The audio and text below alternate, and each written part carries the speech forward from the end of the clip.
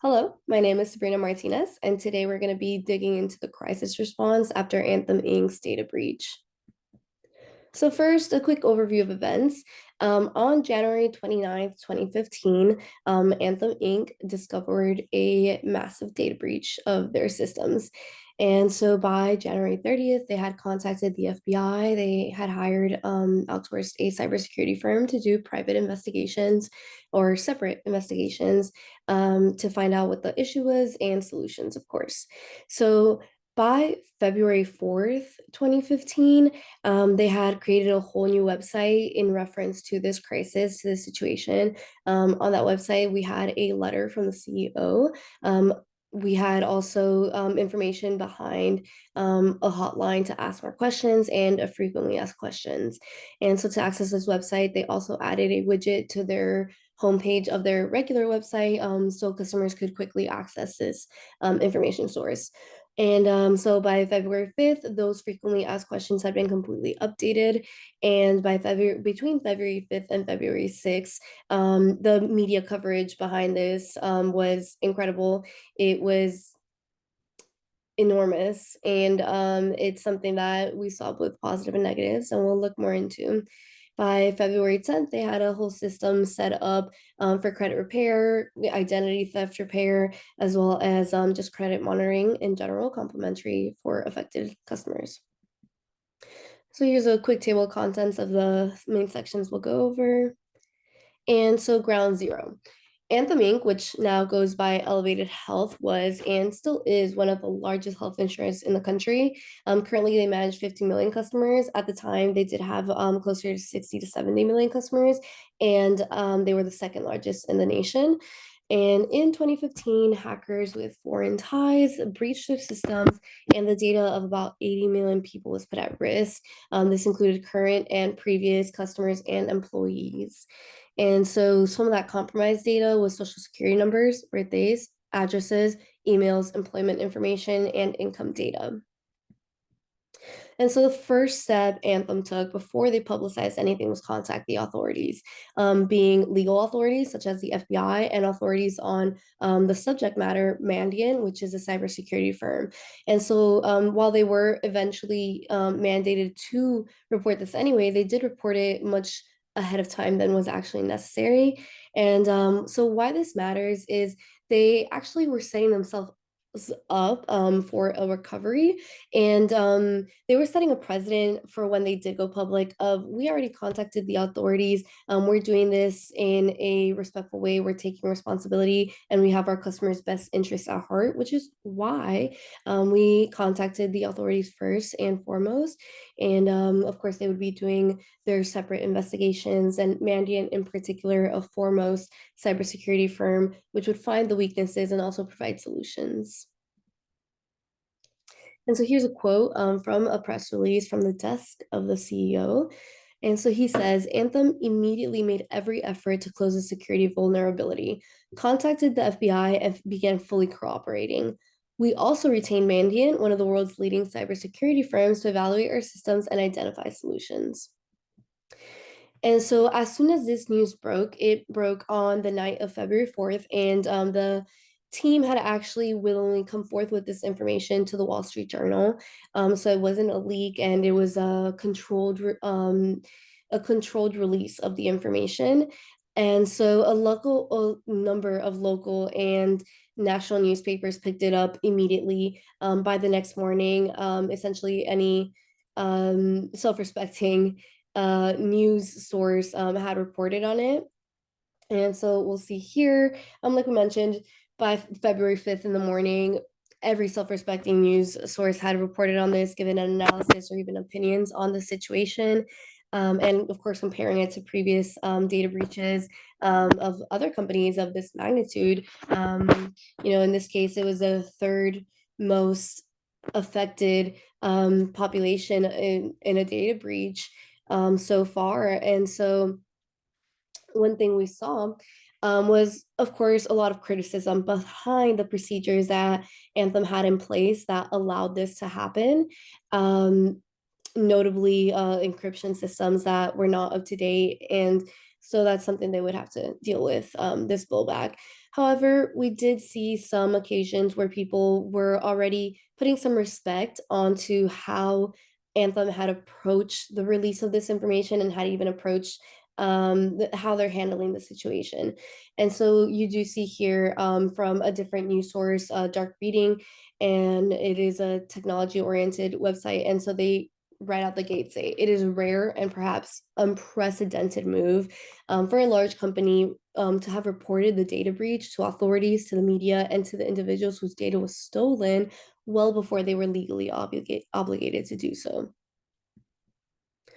And another quote from the desk of the CEO, he says, Anthem's own associates' personal information, including my own, was accessed during the security breach. We join you in your concern and frustration. And so noticing the verbiage on these quotes is very important. Let's look a little more into that. And so the first thing that is released is a press release directed to the customers, not necessarily to the press after the news story breaks. And you'll see a couple of things. First, from the desk of Joseph R. Swedish. So it's a personalized letter almost. And as they go mentioning the situation, exactly what types of data were released, how many people were affected by this, and resources that are going to be provided to help those affected deal with the situation, we start seeing some more personalized aspects to this. He says, I want to personally apologize to each of you for what has happened. It's emphasizing from the desk of the CEO to our members. And so this is very important in kind of out the gate, catching those customers and making sure that even though they're hurt, that their data has been mistreated, they are understanding that they're on the same page and they're on their side, they're there to help. And so this verbiage of from the desk of the CEO almost conjures this image of the CEO head in one hand, trying to come up with a way to tell them this. And so it makes it a lot more sympathetic. And so of those resources we mentioned that the CEO was disclosing in that original press release, we see that the recovery plan didn't simply beg for forgiveness. It's not just about the sympathy they were trying to garner in order to avoid a crisis. They already were in crisis. And so they are providing these tools so customers can already begin to have a solution, and they're making it accessible. The first thing they do is add a widget to their regular website where they're straight up disclaiming Anthem was the victim of a sophisticated cyber attack. Learn more. And so that's going to redirect them to anthemfacts.org, which is .com, sorry, which is the website created specifically to give all the information regarding the situation. And they also provide a toll-free hotline for those who would prefer to call and get some comfort actually on the phone with someone as opposed to just reading it. And so on that website, amphifacts.com, a very important part we see is the frequently asked questions. And so customers found these links either by hearing it on the news, social media, loved ones, friends, or finding it through the conventional Anthem site. And some of the very important examples provided here that they're setting up for recovery, they're setting up to really contain the situation. All those questions are being answered. When am I going to receive my letter about whether I was impacted or not? When can I start setting up my ID fraud protection? So all these important questions that they're right out the gate already releasing. So in that time between letting the authorities know and letting the public know, they had this all set up. And before time, they already had some of these, for example, the frequently asked questions, a lot of them had already been answered and they had them ready to go. And so some of these tools that we mentioned, the credit monitoring and the theft protection, they did offer it for 2 years free of cost, of course, for any and all customers, whether or not they knew yet if they were affected. This was in place just days after the breach was discovered, and they were allowed to sign up for that through All Clear ID, which is a reputable source for these services. And then in 2017, 2 years after the original crisis, they actually rolled out a plan for these same services, but for those who were minors at the time of the breach. And so this is kind of like a follow-up that they were still showing, like, we're aware of this. we're following up, we're taking care of our people. And another thing they did to kind of make this a lot more friendly for their customers is on that page where they're showing all these resources, they have on the margins a glossary. And so they go listing what these different words mean. That way, especially those who aren't too familiar with insurance or with any cybersecurity lingo, are able to identify, like, okay, what is an identity protection service? What's the difference between my personal and my private information? Why do you have this? And so that really helps them. So once customers are in the deep of it, at least they won't feel as overwhelmed in trying to understand their situation. And another way they're reaching out to customers is mailed notifications. So it's something so simple, but for any customers that may not have seen it on the news or may not keep up to date on social medias, this would have been so important to actually receive all that information via the mail. And so social media. The news was posted on social media not long after it broke on the Washington Street Journal. And so the announcement was short, it was brief. On every tweet, the link was included so that people could access the full length information and statements. And so this is, it's different how they used to use social media in 2015 as opposed to now. But one thing that was important to know is that they stuck very strictly to the scripts of the approved information. In a situation like this, they had to make sure everyone was on the same page and it was consistent throughout. And so, of course, we saw very mixed responses. The majority of people were very upset with the situation. They wanted to know how it affected them. They wanted Anthem to pay. But we did again see some people who were acknowledging how Anthem was dealing with the situation, like in this tweet where they say, surprisingly honest, good work. There was no precedent of companies being that open, that honest, and preemptive with providing all this information.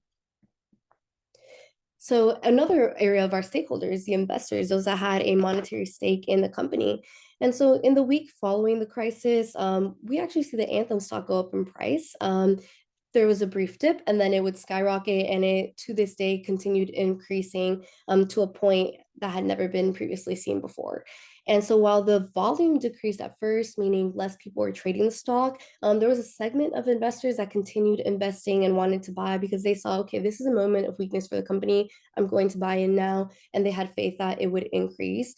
However, this decreased volume but increased price also shows that stakeholders that already had stock in the company didn't panic. They didn't rush to sell their shares to just get rid of them and avoid, losing more money. Instead, they had confidence in the recovery. And so this humble yet strong front that the company put forth likely reassured those stakeholders in being able to keep those stocks and all those investments. And so here are some of those numbers. As we can see, January 30th, which was the day after the authorities have been contacted, but the public wasn't aware yet, their stock was worth $134.96. By February 20th, about 2 weeks after this was reported to the public, their stock had gone up to $144.59. As mentioned, you can see that the volume decreased by more than half, meaning it wasn't being traded as often, but when it was being traded, it was more expensive. People were seeing the value in investing in this company despite the crisis. And so the recovery and continuation of the company. This is something that would not, of course, just simply go away. This is something they had to follow up on very consistently. And so they would spend over $200 million settling the court cases, improving cyber defenses, investing in cybersecurity insurance, and in polishing their image to get back the trust of their current customers and, of course, future customers. And so some things they did on top of all these cybersecurity actions was appointing a new chief information security officer as an official position at the company, as well as a dedicated cybersecurity unit, and just reinforcing procedures when it comes to email spam and junk to ensure there's no weak links within the organization. And so in 2020, they actually finally settled one of the largest court cases they had faced. And by 2022, they announced a rebrand, which the official reasoning is to simplify the portfolio of all the other companies they have absorbed between 2015 and now. But of course, it helps them scrub that image. And that is all. Here are some resources. And thank you so much for your attention. And let me know if you have any questions.